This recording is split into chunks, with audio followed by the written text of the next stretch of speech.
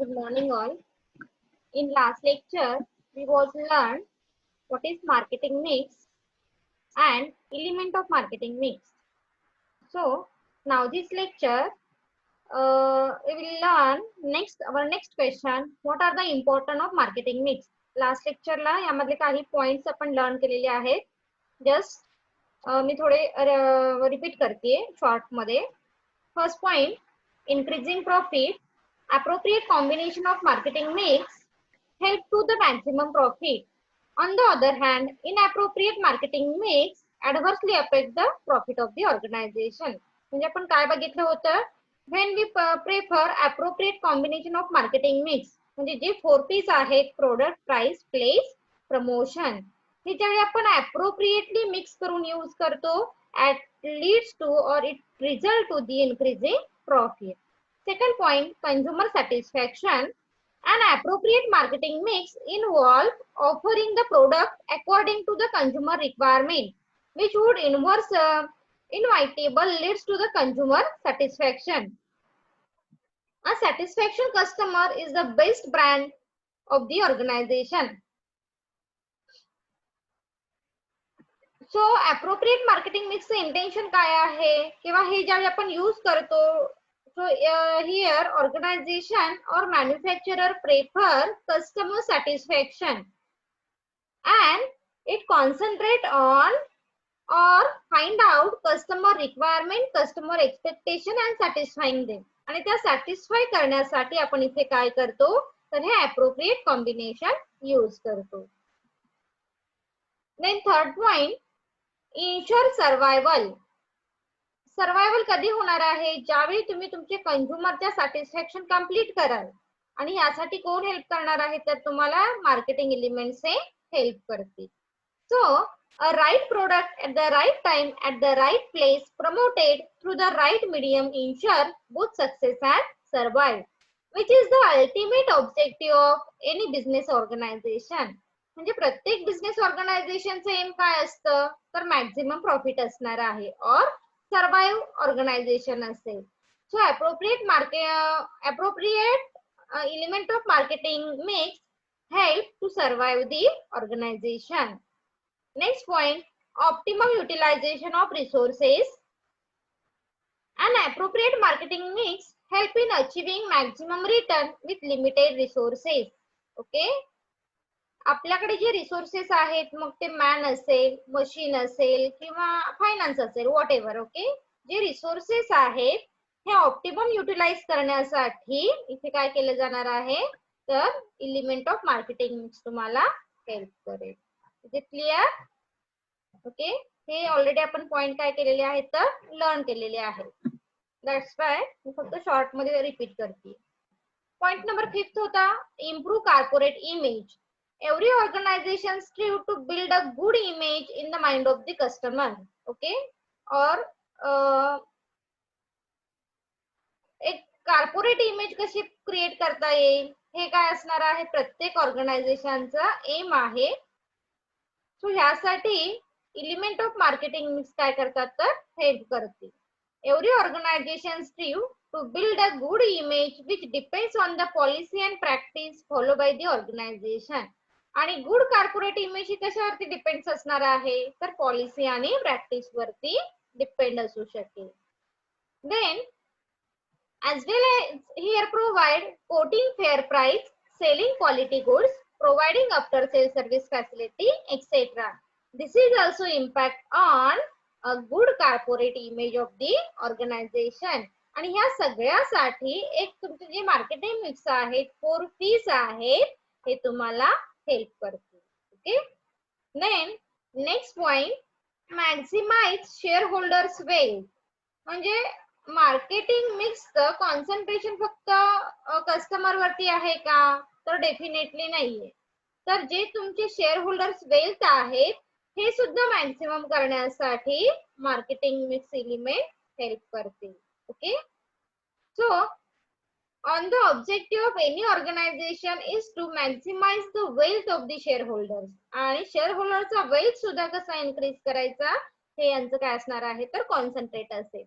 There is a direct correlation between the market value of the share and the performance of the organisation. म्हणजे जेव्हा ऑर्गनायझेशनचा performance हा better होईल, definitely share होल्डरची wealth काय होणार आहे तर इन्क्रीज होईल.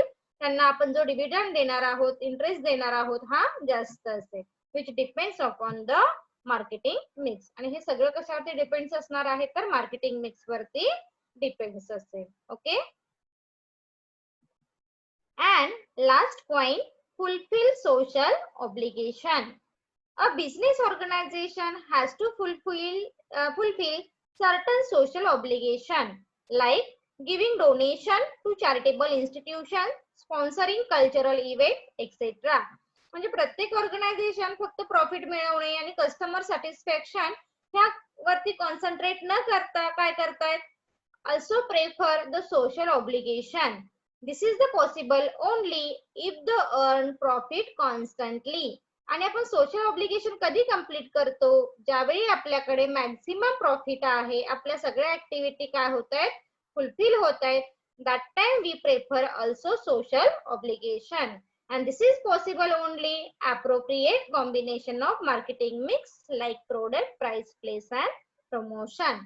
म्हणजे ज्यावेळी आपण हे अप्रोप्रिएट कॉम्बिनेशन एक इफेक्टिव्ह पॉइंट ऑफ व्ह्यू ने यूज करतो, as the result we achieve more and more profit and prefer social obligation. Is it clear? Okay. Then today's question, discuss product decision area. Discuss product decision area. At the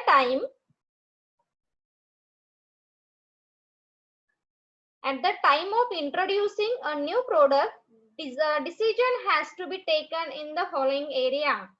When we introducing new product in the market, that time we consider the specific point. Okay, आपण काय करतो, काही specific point ना consider करतो. मग ते कोणते आहेत तर ते आपण या क्वेश्चन मध्ये लर्न करणार आहोत. फर्स्ट पॉइंट आहे number of product. How many product should be introduce simultaneously. म्हणजे आपण एका वेळी आणखी किती प्रोडक्ट काय करायचे आहेत, मार्केटमध्ये इंट्रोड्यूस करायचे आहेत. This types of factor should consider the marketer when introducing new product in the market. There are some marketer who prefer introducing one product at one time. Okay, मग काही मार्केटर काय करतील, मला फक्त एकाच वेळी काय करायचं आहे, एकच प्रोडक्ट काय करायचं आहे तर मार्केटमध्ये इंट्रोड्यूस करायचं आहे.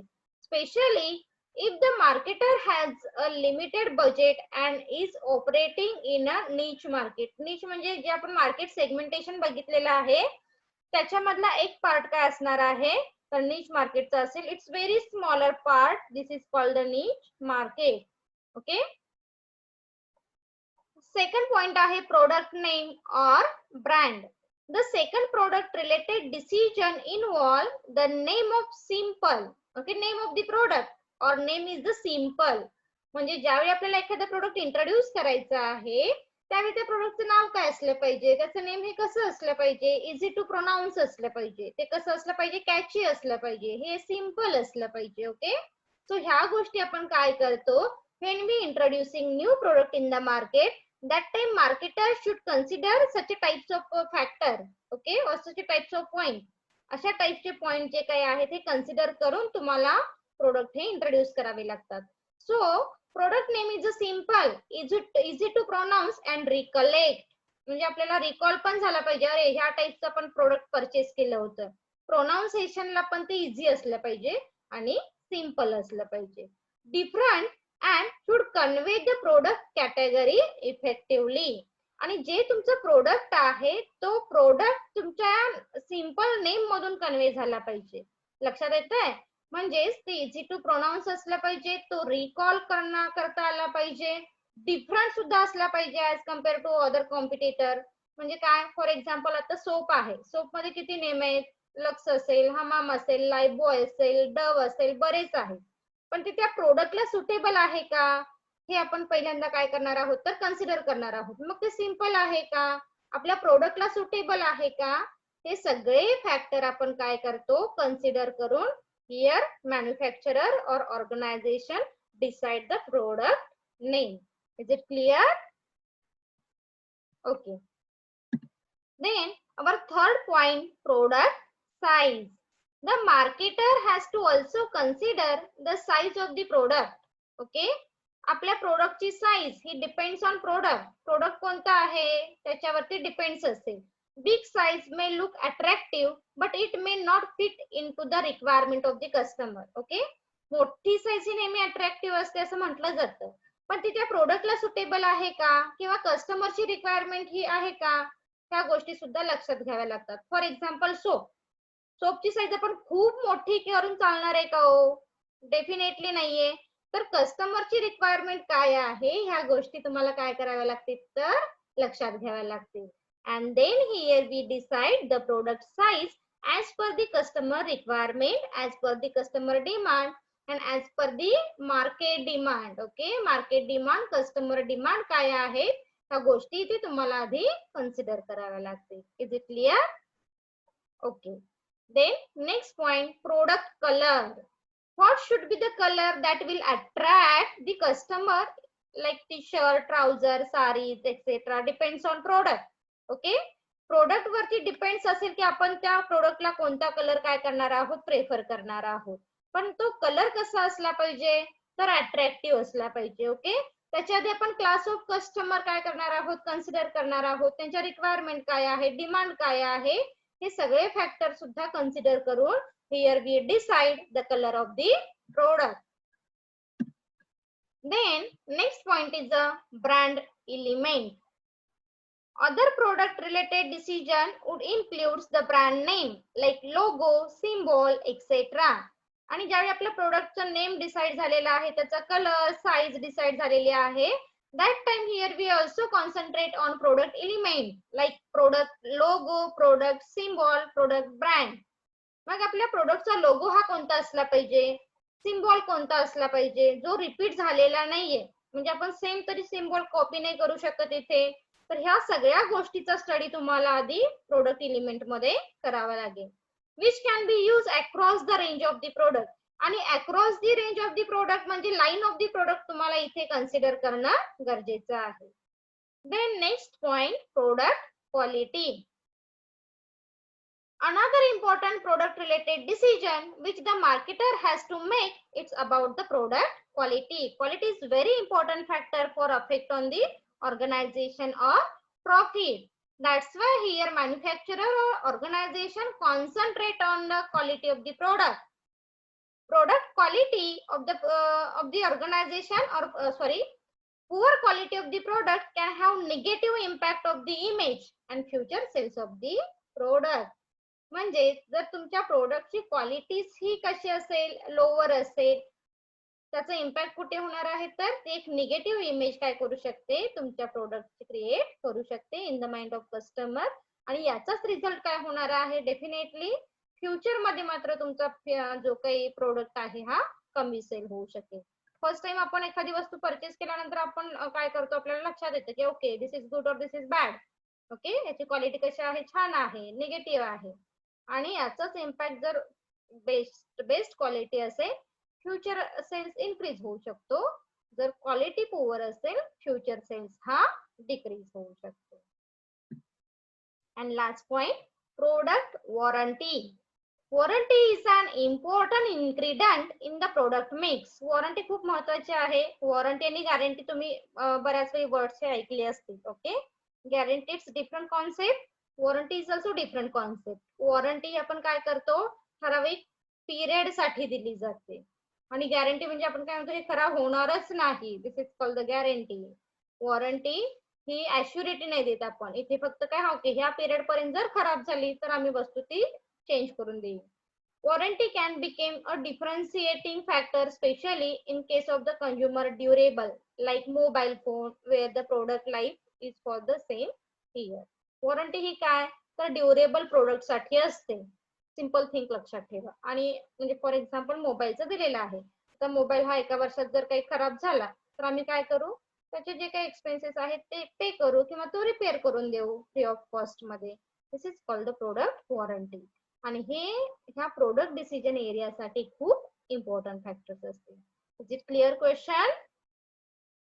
ओके, लक्षात ठेवा प्रोडक्ट डिसिजन एरिया मध्ये आपण बेसिकली कोणते पॉइंट कन्सिडर करतो, प्रोडक्ट नेम असेल, प्रोडक्ट साईज असेल, प्रोडक्ट कलर असेल, प्रोडक्ट शेप असेल, प्रोडक्ट वॉरंटी असेल, देन प्रोडक्ट एलिमेंट असेल, ब्रँड असेल.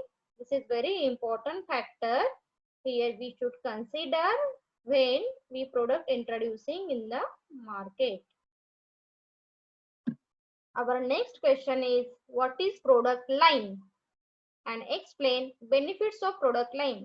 ओके, एक नवीन कॉन्सेप्ट आहे प्रोडक्ट लाईन म्हणजे काय आणि प्रोडक्ट त्याचे बेनिफिट्स काय आहेत हे आपण ह्या क्वेश्चन मध्ये लर्न करणार आहोत.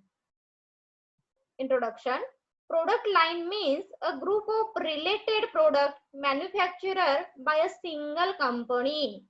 जे कंपनी आहे ती कंपनी काय करते, एका वेळी आपण कोणत्या टाइपचे प्रोडक्ट काय करायचे आहेत, इंट्रोड्यूस करायचे आहेत. Product line means a group of related product. A group of related product लक्षात ठेवा काय सांगायचं आहे ते. A group of related product manufactured by a single company. It refers to the number of products that are related and developed by a same manufacturer. म्हणजे same manufacturer काय करतायत, number of product कोणते introduce करायचे आहेत. Okay, एका line मधले म्हणजेच असणार आहे तुमचं product line. A product line is the group of products that are closely related and are promoted together. आणि जे लाईन वाले प्रोडक्ट आहेत हे एका वेळी काय केले जातात तर प्रमोट केले जातात. Okay, definition.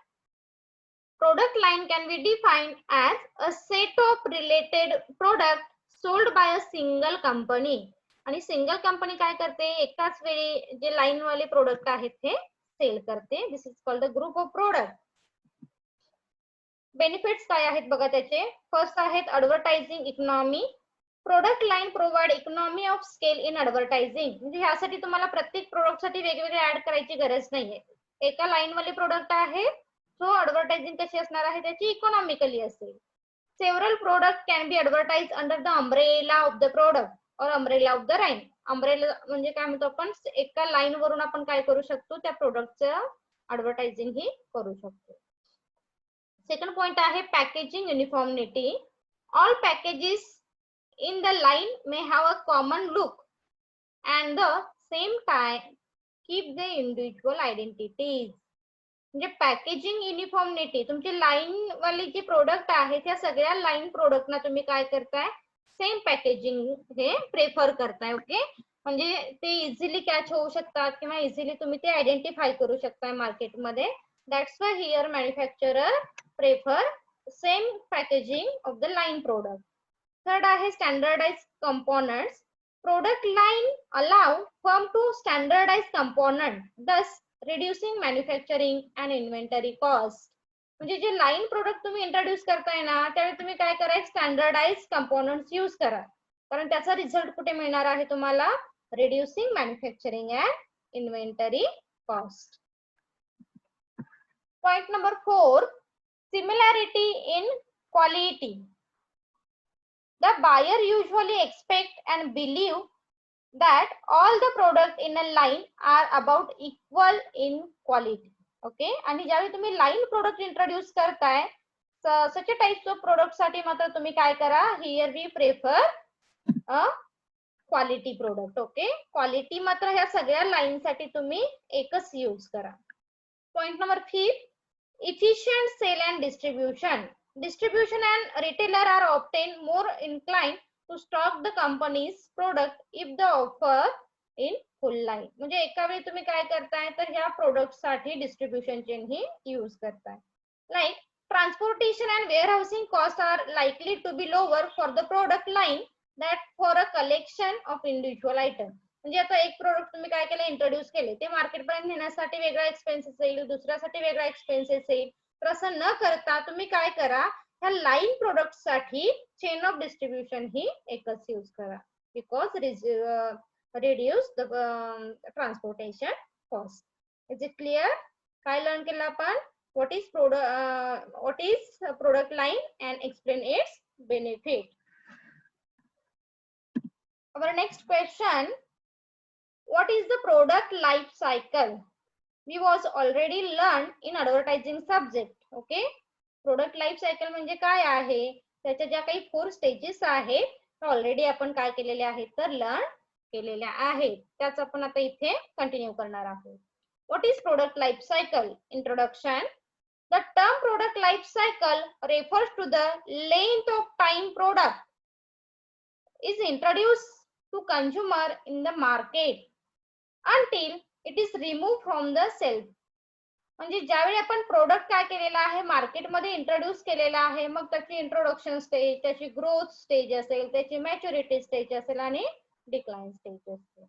Length of time, मग ते किती टाइम पर्यंत प्रोडक्ट तुमचं मार्केटमध्ये काय करतंय, सर्व्हाइव्ह करतंय. This is called the product life cycle.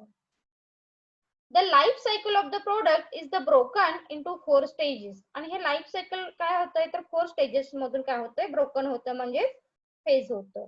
First असेल इंट्रोडक्शन स्टेज, सेकंड असेल ग्रोथ स्टेज, थर्ड असेल मॅच्युरिटी स्टेज and fourth असेल decline stage. This concept is used by the management and by the marketing professional as a factor is declining when it is appropriate to increase the advertising, reducing price and expand to the new market or redesigning the packaging. म्हणजे as per the stages here manufacturer or organization take a decision. Okay, म्हणजे तुमची stage कोणती आहे त्या stage नुसार आपल्याला decision हे आपले चेंज करावे लागतात. मग पॅकेजिंग साठी असेल, प्रमोशन साठीच असेल. ओके, हे आपण डिसिजन काय करतो ऍज पर दिस स्टेजेस हे चेंज करत असतो. The process of standardizing way to continuously support and maintain a product is called product life cycle. Okay, जो स्टँडर्डाइज वे आहे तो आपल्याला काय करावा लागतो इथे यूज करावा लागतो. This is the diagram product life cycle. These include 4 stages. Okay, जे तुम्हाला माहिती आहे ऑलरेडी. फर्स्ट आहे इंट्रोडक्शन स्टेज. डायग्राम मध्ये बघितल्यानंतर लक्षात येईल इंट्रोडक्शन म्हणजे here manufacturer just introduce new product in the market. Okay, introduction stage मध्ये. ग्रोथ स्टेज मध्ये काय लक्षात येतं तर त्या प्रोडक्टची प्रॉपर ग्रोथ झालेली असणार आहे ग्रोथ स्टेज मध्ये. मॅच्युरिटी स्टेज मध्ये काय लक्षात येतं इन सर्टन पीक पिरियड तुम्हाला इथे मॅच्युरिटी स्टेज मध्ये बघायला मिळतो.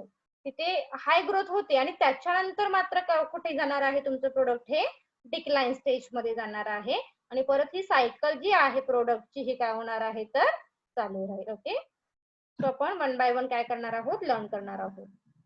फर्स्ट स्टेज आहे introduction stage.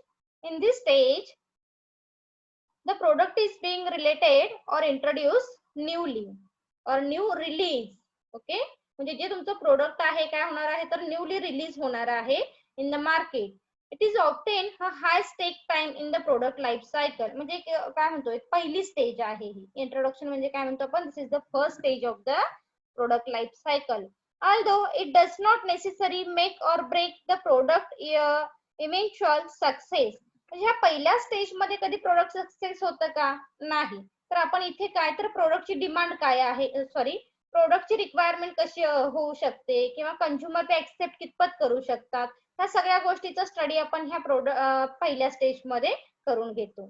During the introduction stage marketing and promotion are at a high. Okay, म्हणजे ज्यावेळी आपण एखादं प्रोडक्ट न्यूली इंट्रोड्यूस करतो here manufacturer concentrate on promotional activity. म्हणजे जास्तीत जास्त प्रमोशन केलं तरच काय कंझ्युमरच्या लक्षात येईल अरे हे मार्केटमध्ये एखादं प्रोडक्ट काय झालेलं आहे तर न्यूली इंट्रोड्यूस झालेला आहे. and the company obtain invest the most is the promoting the product and getting into the hand of the consumer. म्हणजे कसं तरी ते कंझ्युमर पर्यंत रीच झालं पाहिजे प्रोडक्ट. ह्या इंटेन्शनने तुम्ही काय करताय त्या प्रोडक्टला जास्तीत जास्त प्रमोट केलं जातं. Here no maximum sale, no maximum profit. This is the future of introduction stage. Okay, त्याचे फीचर पण लक्षात आले पाहिजे. इंट्रोडक्शन स्टेज मध्ये तुमचा मॅक्झिमम सेल नसणार आहे, मॅक्झिमम प्रॉफिट नसणार आहे, कस्टमर सॅटिस्फॅक्शन अनसर्टन असणार आहे. हे तुमचे फीचर असतील. Second stage growth stage. By the growth stage, consumer are already taking to the product and increasingly buying it. Growth झालेली आहे या स्टेज मध्ये तुमच्या प्रोडक्टची. Okay, that's why here consumer product purchase.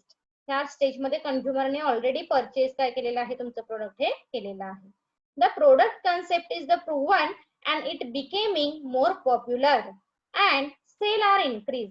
Product तुमचं काय झालंय ग्रोथ स्टेज मध्ये पॉप्युलर झालेला आहे आणि त्यामुळे तुमचा सेल हा काय होतोय इथे ह्या स्टेज मध्ये इन्क्रीज होतोय.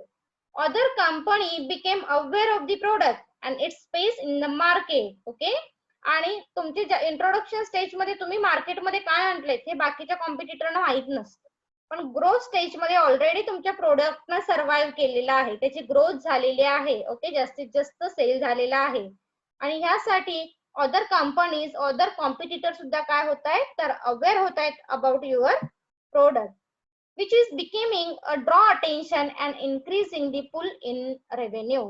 ओके, आणि तुमचा रेव्हेन्यू कसा होणार आहे तर इथे पुल होणार आहे. थर्ड स्टेज आहे maturity stage. when a product reach a maturity its sale tend to slow or even stop. Maturity stage मध्ये काय सांगतो काही वेळा तुमचा जो सेल आहे हा स्लो होतोय किंवा बऱ्याच वेळी स्टॉप सुद्धा होऊ शकतोय. At the point, sale can even start or drop. Pricing at this stage can tend to the get competitive, price being failing due to the weight of outside pressure like competition or lower demand. Growth stage मध्ये आपण काय सांगितलं की तुमची growth झालेली आहे, then other competitor are aware, बाकीचे competitor काय झालेत अवेअर झालेत. ह्या स्टेज मध्ये काय होतं ते अदर कॉम्पिटिटर्स आहेत हे त्यांच्या प्रोडक्टची प्राइस थोडीशी कमी करतात आणि ते कुठेतरी सर्व्हाइव्ह होण्याचा प्रयत्न करतायत. That's why the affect on this product और दिस स्टेज. ह्या स्टेजवरती त्याचा इम्पॅक्ट हा होणार आहे outside the pressure like competition और lower demand. In this stage, saturation is reached and sale volume is mixed out. आणि इथे काय होणार आहे एका सर्टन स्टेजला त्याला सॅच्युरेशन पॉइंट किंवा पीक पिरियड असं म्हटलेलं आहे. त्या पिरियड नंतर मात्र तुमची स्टेज ही काय होणार आहे तर मॅच्युरिटी डिक्लाइन कडे फ्लो करेल. आणि लास्ट स्टेज आहे प्रोडक्टची ती असणार आहे decline stage. In the decline stage product sale drops significantly and consumer behavior changes as there is less demand for the product. इथे तुमच्या प्रोडक्टची टोटल डिमांड काय झालेली आहे तर लो झालेली आहे. The company's product lose more and more market share and competition tend to causes sale to decline. तुमचा सेल टोटल डिक्लाइन झालेला आहे, कॉम्पिटिशन काय होणार आहे इन्क्रीज झालेली असणार आहे, बाकीचे कॉम्पिटिटर तिथे काय असणार आहे सर्व जास्त त्यांची ग्रोथ असू शकेल.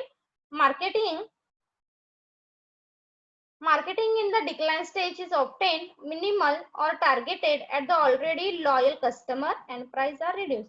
आणि मग तुम्हाला कुठेतरी सर्व्हाइव्ह करायचं आहे ना तर अशा वेळी तुम्ही काय करता तुमचे जे लॉयल कस्टमर आहेत अशा कस्टमरना एक आपल्या वस्तू कमीत कमी प्राइस मध्ये सेल करून सर्व्हाइव्हला इम्पॉर्टन्स देता आणि अगेन अँड अगेन ह्या ज्या स्टेजेस आहेत ह्या चालू राहतात. डिक्लाइन नंतर त्याच्यानंतर परत मग काय करेल त्या प्रोडक्टचं मॉडिफिकेशन करेल आणि manufacturer again introducing new product in the market which is called again introduction stage.